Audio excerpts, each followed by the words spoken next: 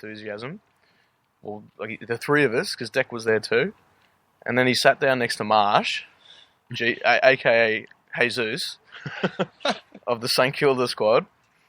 And then he starts bantering about how bad St Kilda are playing, and starts bagging out Weller and fucking... Really? He bagged your boy Weller? And all Marsh could do... I'm surprised he didn't biff him. Marsh's beer was shaking, and then after half time when we caught up with you, he goes to me, "You have to sit next to him now, Josh." No, if that was me, no way. I would have accidentally... He's your disciple. Because I know I lose a beer a game at least, I would have accidentally spilt my beer on this person. Oh, he bought us a beer. Come on, that'd be a CUNT. Still, I'll handle the negative stuff from my nonna and Steve-O when he gets down the dumps, because I love them. They're my family. Some random who's going to get negative in my ear. He's not some random. He's one of the disciples. And Marsh cast him out. Well, you got to... Maybe you should have a chat Abandoned him. I told him, I did. I left him. You left him? He left us! I left him to get eaten alive by the 3 tigers sitting behind us. I felt kind of bad, but I'm like, nah, fuck it. I'm glad we saw the action at the other end. He would have got fired up, I hope. Yeah. Anyways, what's up? Yeah, listen, it was a good game. And I've noticed an interesting pattern. Through this big boy month, Richmond have played 3 teams. GWS, Carlton, and St Kilda. In all those games, we've got the win. The first one against GWS, we played 1 good quarter of footy, and it got us the win. In the Carlton game... If you stitch it, it's all good. In the Carlton game... Hang on, just listen. Listen to the theory. In the Carlton game, we won 2 good quarters of footy. And that was enough to get the win. And in the St Kilda one, we played 3 good quarters of footy, and was enough to stave off a pretty fast finishing, and very brave, and the comeback kids. And then party. And then we party. Good secret quarter, I'd say.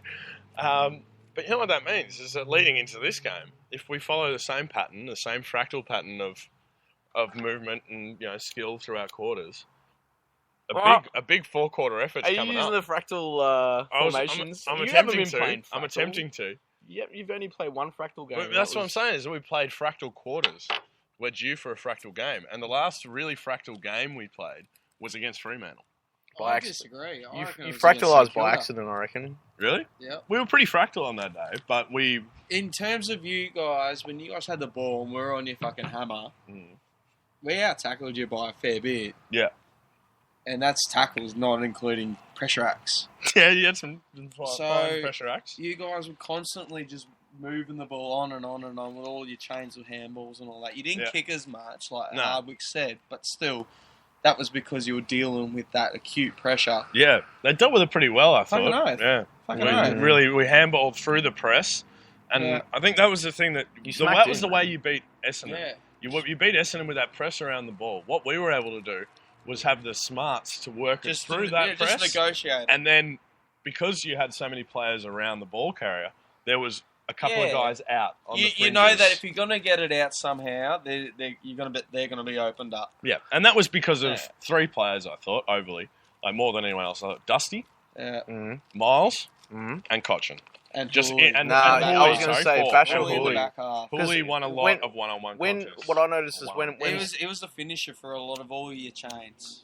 Actually, he was the one that would kickstart some really nice play out into space on the wing. Yeah, because he's the one on the outer receiving it, while Dusty, Cochin, and Miles are winning it on the inside and getting that nice handball out. If Hooley gets a handball receive, he uses it really well, and he dashes off half back and he kicks usually quite well. That's where the Saints break down, because you go Stephen Armo and then to a young fella who might do well, but also just as likely not be as smooth. Yeah, to be outclassed a little bit. Yeah, that's what it is. Just and what's great too has been that it's been a different. It seems to be a different player that's been able to for us that's been able to stand up each week and be the difference. Like Lids, Deledio was the difference on the weekend. 28 touches, 3 goals, 15 score involvements. He was everywhere. He was huge. He was monstrous. Every time I was watching the game, all I saw was that prick. fucking he slices us every time, but this was probably his most damaging game against us. And so he won the Ian Stewart medal. But last week against Carlton, I thought it was probably Dusty that really grabbed the game. Yeah. And the week before that, against GWS, it was Titch Edwards. And then the week before that against St Kilda, it was against Sydney, it was really Koch. It really did feel like a team that was a bit more settled and a bit more kind of, hunted by St Kilda. But they know how to win. In that first quarter, St Kilda were controlling things a lot more. The second quarter, the third quarter, you guys, and second and third quarter, like that middle of the if you can establish that solid lead, you can afford to kind of back off a bit and like St Kilda never really threatened. No. They got within 3 goals? They got 6 goals very, very fast, but as soon as after that, Richmond locked down and got back to playing. Yeah. And the game, as we know, waves. 3 minutes left. Yeah. And that was after Saints threw fucking everything at him. And when we were watching, I was going to ask Marsh, that many points, that should have been goals. What was the difference for you guys? Like, what kicked it around? Was it just the sniff factor? Nah. What changed? It was Richo tending to his roses, saying you need to rise and fight like Matty for this quarter. Yeah. And who are they? Look at your fucking skipper. He's playing on one leg. He's killing it. Yeah, true. And get around him. Yeah. And they did. And who were the Roses? Who were the Roses in that last quarter? I thought Mav Weller was fantastic. Mav for the Weller. whole game. He had Mav the Weller. whole game, though. He flew the flag. Yeah. He flew the Saints flag this week. Kissed by a Rose. Yeah, Seal. Really, really, really enjoyed his game. He was Seal, definitely. He was sensational, and he nearly jagged another special one, and it just bounced on the other side. But fuck, he's lively, and it's great to see him. He's got a great leap. Of a tagging, negating. Yeah, well, I've never seen him play, but his leap, he literally leaped into my awareness when in the first quarter he took a great grab and he just rose, and I was like, wow, this guy's got energy. Yeah, and that goal in the last quarter. Fantastic. Massive. And I couldn't believe Jack Viney tackled that guy. He's a fucking machine. Yeah, that's what I'm saying. That was the tackle of the year. Well, you know what? Dusty Martin was handing out don't argues left and right throughout the whole game. Couldn't get past Matt. And he nailed everybody. He hit Armo with one, he hit Stephen with one, he hit Sinclair with one. But when he tried it on Weller, Weller brought him to ground. He said no.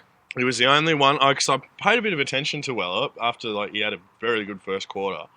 And I noticed he wasn't tagging anyone. Yeah. He was sort of running with Dusty a bit. Shark. He was running with Dusty a bit at the stoppages, but it wasn't that close wearing a player all game. So you actually got to see him, and I think you're right. I think he flourished under that. And he's 23. Where's the rundown? Rundown's over here. Well, a bit more Tiger talk. Just curious. Go to I was just asking. A little bit more Tiger talk. So, we've got the big game against Freo this week, and Ballantyne's out, which I think is going to help us because they're already struggling to kick goals. Like Freo have always depended on, or in recent times, have depended on Walters, Ballantyne, Pav, and their midfield to kick all their goals. They're all their avenues to goal. I honestly reckon this will be the sinking of the Freo ship. Yeah? Yeah. Well, I think we've done it once, and I don't think we'll replicate that first quarter over there. I think that's... I reckon you might do that across the whole game. You think we might dominate the whole game? It's not instantly devastating, but the stranglehold. You did beat St Kilda. You did beat St Kilda. Just beat them. So we're a good side. Fucking fresh eyes. I reckon it'll be close, but I think you should close it in. You should win. You know what's interesting, though, is after we beat Freo, I remember talking on the podcast and saying I'd be so excited if we got to this game and we were undefeated as opposed to them. And you know what? We only lost one, and that was to West Coast. And we didn't play our brand that night. No. And we've won That's every other game since. since. I was there. Your brand? Don't give me your fucking brand. No. Your brand is to play ugly football and Not kind of be necessarily. shaky for half the game and scrape through the line against mediocre teams. Nah, I reckon We've beaten Sydney and Freo and Port at home, mate. Port, Sydney, they're in a slump. It's the teams that You know who started that slump? GWS, You know who started Freo's slump? Richmond. You know who's going to start Hawthorn's slump next week? Richmond. I don't have much faith in Richmond yet. I know you don't, mate.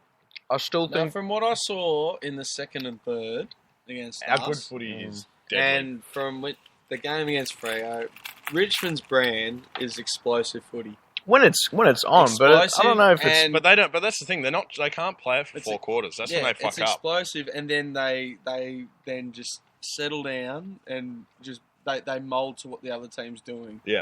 The rest of They the just go with the flow with the other team. They'll just ride it out. They won't, They're very good. They become very, very good at absorbing the best of teams and then hitting back. Like those momentum patches where I think earlier in the year we were getting massive runs of goals kicked against us, and it happened on the weekend. You're better quarter, defensively, but we're so good defensively. and that's rant. And I heard something. I heard something tonight. Is that we are having our best defensive year on like average scoreboard impact since 1967. Wow. We won the flag in 67, just quietly. So But I just think maybe it's the midfield. I don't know, and it's weird because you guys have got great names in the midfield, and Cochin's been playing fantastic.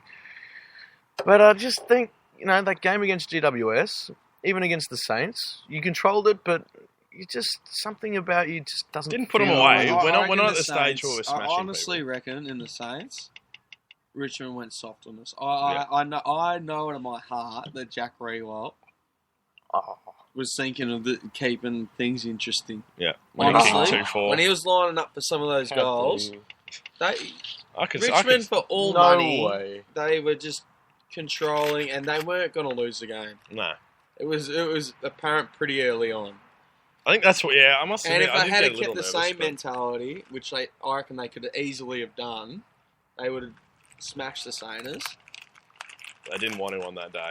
I don't reckon they did. That's a load of shit. Do you reckon Port Adelaide would have gone Because at soft the same against time, Adelaide? Burnsy, hear this. No, I think that's different. No, at the same time, No. you guys are up by nearly 60 points, Yeah. 3/4 time. Yeah.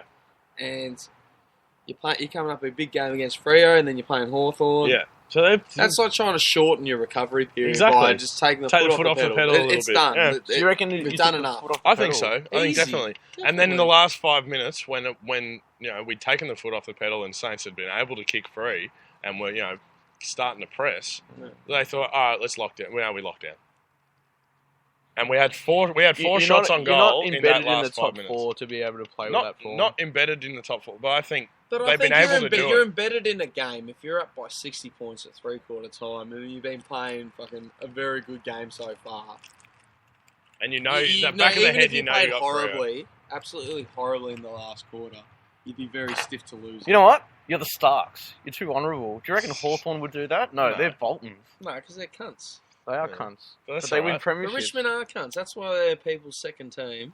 And I don't want us to be assholes. You know what? I don't want us. It was interesting for me because it made the game interesting. If we had just kept kicking clear in that fourth quarter, sure, it would have been good, but it would have just been a 70-point smashing. And I love going to games where they're good games, and there's some emotion in it and some fighting. It goes against the code of. I reckon Jack sport Rewalt would ethics. be the most popular guy at Richmond amongst the teammates. Definitely, I reckon. he's really stepped up this year, and he's been amazing. Yeah, I can see that for sure. He's become a huge leader. He's. I think the coach said it earlier. He said he's really grown up, which I really think he has. He was a little bit of a selfish kid who loved playing full forward and used to just go for all the goals, and it was always about the goals. But now he's just moulded his game to be this sort of damaging. It's just because he's more fit. Yeah, and he can He's get more up. fit. Yeah, He he's can more do fit. what Nick could do from the get-go. Well, this year was the first time he's had a full pre-season in about 5 years. Because Nick would be the blueprint on how to be the most damaging forward You can be, definitely. Yeah. And Jack, Let's follow that, I think, yeah. I reckon he's the next Roo. Oh, well, let's fade Do you out. know what his name is? I've got a name for him. What is it? The Jackaroo. Jackaroo. The Ooh. Jackaroo. I like that. I reckon that's gonna Jackaroo. debut on Yeah. Saturday. All right, there you we'll go. pull out the Jackaroo on Saturday. All right, we're going out, so Yeah, I like it. yeah, We Very heard it good. first. See you back here for part 2. Jackaroo.